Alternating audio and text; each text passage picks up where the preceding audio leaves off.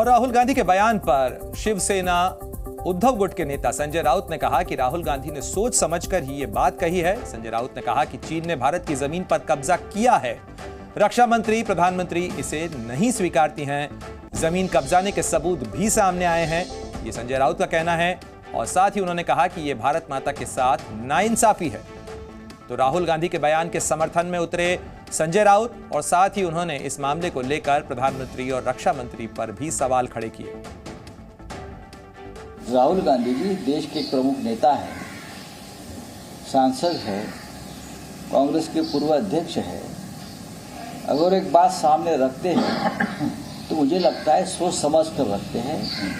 और राहुल जी ने बात कही है कि चाइना ने अपनी जमीन कब्जे में लिया है, तो उसके ऊपर प्रधानमंत्री हो या डिफेंस मिनिस्टर हो, कोई लोगों को गुमराह करने की जरूरत नहीं है। सच बताइए, यही राहुल जी का कहना है और हम भी उनसे सहमत हैं।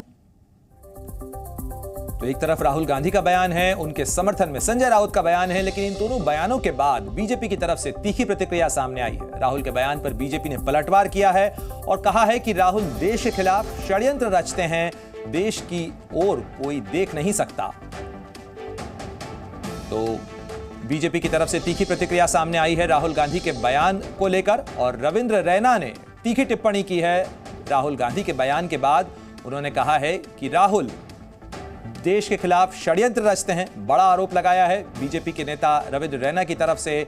और साथ ही उन्होंने कहा कि सेना का मनोबल तोड़ रहे हैं राहुल गांधी। ये बड़ा आरोप राहुल गांधी के बयान के बाद, जो राहुल गांधी ने लद्दाख पहुंचने के बाद दिया। उन्होंने चीन की तरफ से घुसपैठ को लेकर यह बयान दिया था, जिसके बाद अब बीजेपी की प्रतिक्रिया सामने आई है। आज भी पूर्वी लद्दाख हो या अरुणाचल का क्षेत्र हो, किसी में इतना दम नहीं कि वो भारतीय सीमा की तरफ टेढ़ी नजर करके देखे। राहुल गांधी जी देश के खिलाफ षड्यंत्र करते हैं। श्री राहुल गांधी हमेशा कोशिश करते हैं कि देश के जांबाज वीरों का मनोबल वो तोड़ने की साजिश करते हैं। उनकी हर साजिश विफल है। इस प्रकार के षड्यंत्रों में वो कभी कामयाब नहीं होंगे। जब मामला राष्ट्रीय सुरक्षा का हो तो उसमें इस प्रकार की राजनीति नहीं करनी चाहिए जो श्री राहुल गांधी कर रहे हैं। इस देश के प्राइम मिनिस्टर कांपते हैं और थर्राते हैं चाइना के नाम से। जून 2020 के बाद से चीन का नाम भी उनके जुबान पर नहीं आया है, जबकि पूरा देश उनके साथ में खड़ा होने के लिए तैयार है कि मोदी जी हम आपके साथ हैं।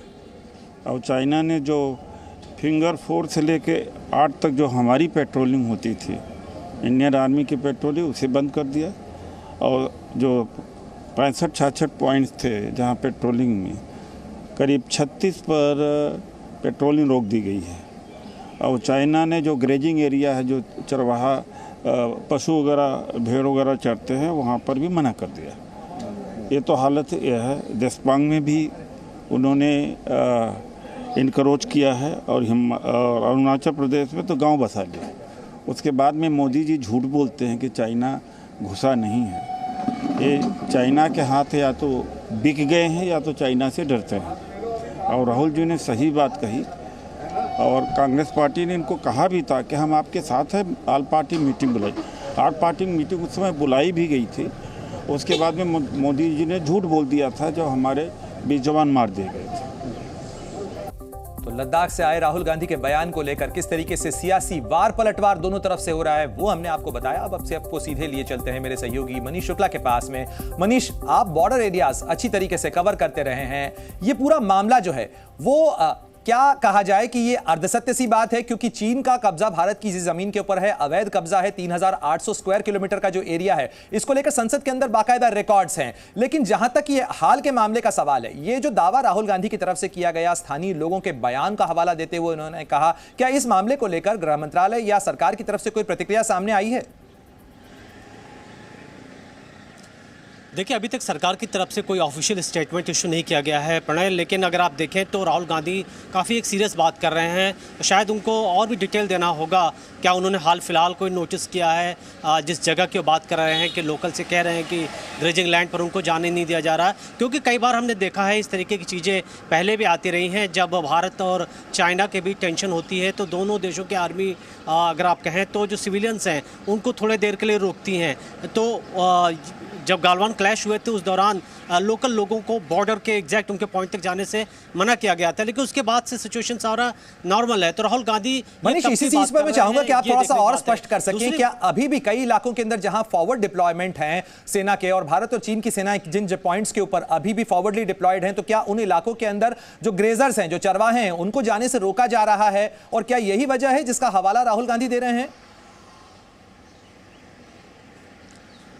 देखिए, जो सबसे बड़ी बात है कि इंडियन आर्मी इस तरीके की जो भी रिपोर्ट्स आती हैं उन्होंने पहले भी मना किया हुआ है। उन्होंने कहा है कि जो बॉर्डर पर जो गांव हैं वहां पर कोई किसी के लिए रोक टोक नहीं है, लेकिन ज़रूर कुछ ऐसे पॉइंट्स पर बात आती रहती है। जैसे आप उत्तराखंड बॉर्डर पर जाएंगे या लद्दाख के सर्टेन कुछ एरियाज़ पर हैं जहां पर पर्टिकुलर एलएसी के आसपास की ज़मीन काफ़ी जानवरों के लिए, कैटल्स के लिए काफ़ी यूज़फुल है, और वहां पर दोनों जो देश के जो आर्मी है वो अपने अपने अधिकार जताती है। और भारत का अगर कोई व्यक्ति जाता है जो वहाँ लोकल जाता है उनको वहाँ से भगाते हैं। ठीक हमारी जो आर्मी भी है चाइना की तरफ से जो लोकल्स हैं उनको वहाँ से दूर करती है। ये एक फ्रिक्शन पॉइंट बना हुआ है। दूसरी बड़ी बात कि अगर आप देखें तो जिस तरीके से 9वीं 19वीं कोर कमांडर लेवल की बातचीत हुई अभी कुछ दिनों पहले, तो कुछ ऐसे फ्रिक्शन पॉइंट हैं जसपांग प्लेन से लेकर के डेम चौक तक जहां पर दोनों देशों की सेनाएं आमने सामने हैं। तो ऑब्वियस है वहां टेंशन है, इसलिए वो आसपास लोकल्स को जाने से रोकती हैं। अगर वो राहुल गांधी वहां के मेंशन कर रहे हैं, वहां का जिक्र कर रहे हैं,